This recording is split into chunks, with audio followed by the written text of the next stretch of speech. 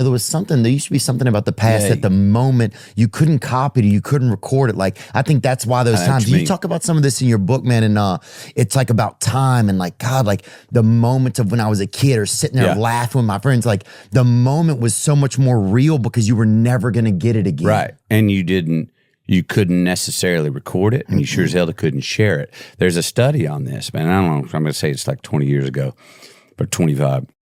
The moment was the biggest dopamine rush.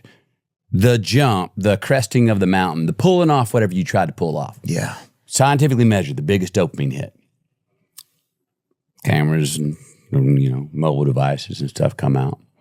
It slowly turned to the recording of the moment, the snapshot.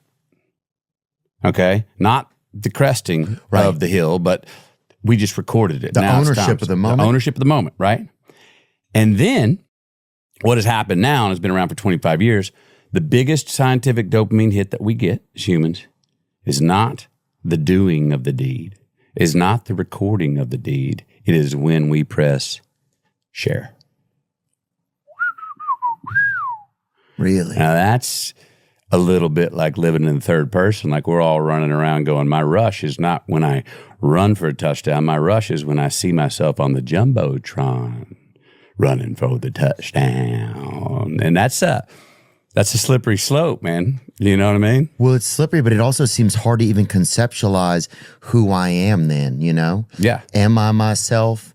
Am I just a viewer of myself now? Yeah, that's it. We're much more voyeurs now. Right. And our identity comes from being objective, trying to look at ourselves from outside. And now comes from, well, what did you think of what I did and how? Yeah.